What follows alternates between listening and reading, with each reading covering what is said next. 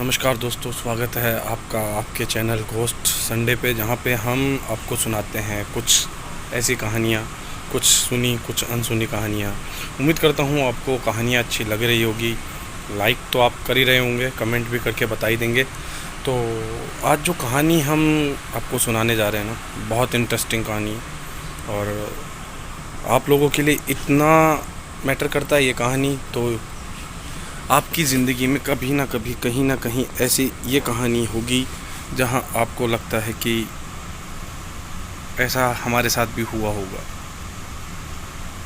दोस्तों, कहानी शुरू करने से पहले मैं आपको बता देता हूं, जो कमज़ोर बातें हैं कि अपने को ऐसा होना चाहिए, आप ऐसा समझते हैं, वैसा कुछ आपको करना नहीं है।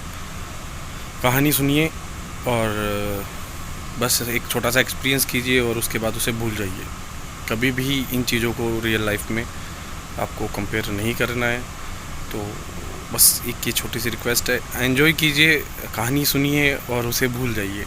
या आगे इन फ्यूचर आपको कभी कहीं बतानी चाहिए, किसी को शेयर करनी चाहिए, वो एक अलग बात है। वीडियो आप शेयर कर दीजिएगा। कहानी मैं आपको अब आगे स्टार्ट करते हैं।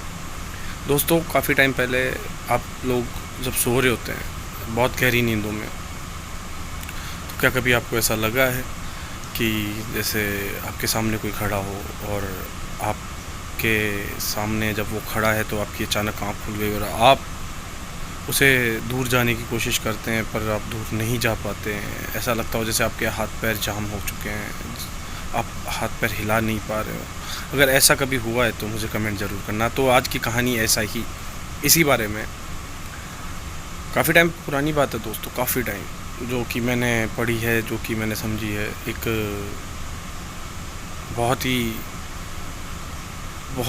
पुरानी टाइम की बात है, जब एक फैमिली हुआ करती थी। रेंट पे रहते थे वो लोग। उस टाइम पिताजी कोई मजदूरी का काम करते थे उनके, और माँ हाउसवाइफ, 2 घर में बच्चे। ठीक ठाक परिवार चल रहा था, कहीं कोई प्रॉब्लम नहीं आ रही थी। ज़िंदगी की रोज़मर्रा वाली लाइफ चल रही थी उन लोगों की। एक दिन अचानक क्या हुआ दोस्तों कि पिताजी की तबीयत ख़राब हो गई। पिताजी घर से जा नहीं पाए अपने काम पे, और बच्चे जो 2 थे उनकी भी कोई ख़ास उम्र नहीं थी। वो किसी एक 8th स्टैंडर्ड में पढ़ता था, एक 10th स्टैंडर्ड में पढ़ता था।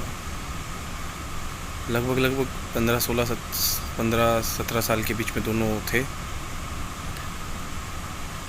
चल रहा था, कहीं कोई दिक्कत नहीं। पिताजी की तबीयत ख़राब हुई, डॉक्टर को दिखाया, दवा ववा करवाई, और सब अपने अपने खाना वाना खा पी के सोने की तैयारी कर रहे थे। एक बच्चा था जो जगा हुआ था, एक बच्चा था वो सोया हुआ था। गर्मियों का टाइम था, छत पे अमूमन अब हमारी लाइफ में एसी कूलर पंखे ये बहुत से आ गए। अभी छत पे सोने वाला वो एंजॉय आप लोगों को नहीं पता, लेकिन एक टाइम था जब गर्मियाँ होती थी, बंदे रूम के बाहर ऊपर अपनी छत पे जाके उसको पानी गिरा के ठंडा करके और फिर छत पे सोया करते थे। वैसा ही वो छत पे सोए हुए थे। आस पड़ोस में भी 3-4 मकान थे। अब एक जो भाई गहरी नींद में सो रहा था, उसको अचानक से ऐसा लगता है कि उसे कोई देख रहा है।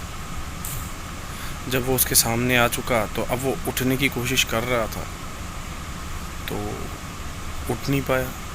वो अपने हाथ पैर हिलाना चाहता था और उसकी पूरी शरीर में सन्नाटा हो गया, एकदम झनझनाने से ही लग गई।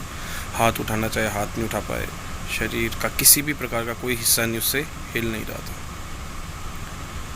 ये करते करते 15 से 20 मिनट हो गई, लेकिन वो कुछ नहीं कर पाया। वो बोल तक नहीं पाया कि मुझे कुछ बोलना चाहिए। लेकिन अब वो पड़ोस में अपने भाई को भी नहीं बता सका कि मेरे साथ ऐसा कुछ हुआ, क्योंकि वो बोल नहीं पा रहा था, शरीर उसका काम नहीं कर रहा था।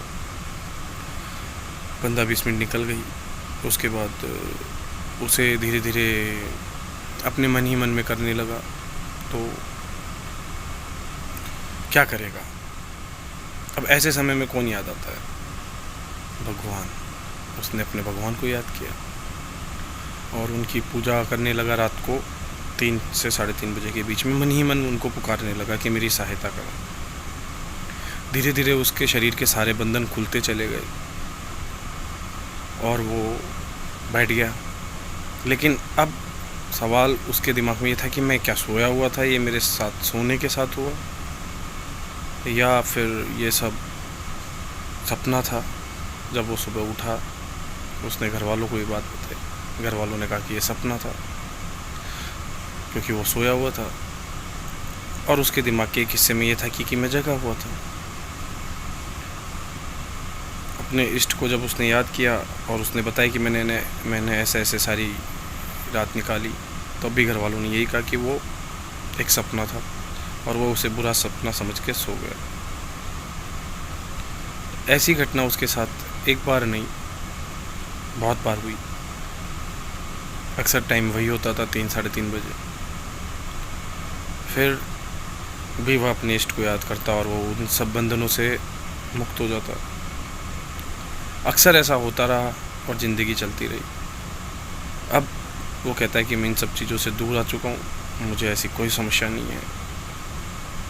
उम्मीद करता हूँ दोस्तों, अगर आपकी ज़िंदगी में कभी ऐसा कुछ हुआ है कभी भी, तो आप मुझे कमेंट करके ज़रूर बताइएगा कहानी कैसी लगी।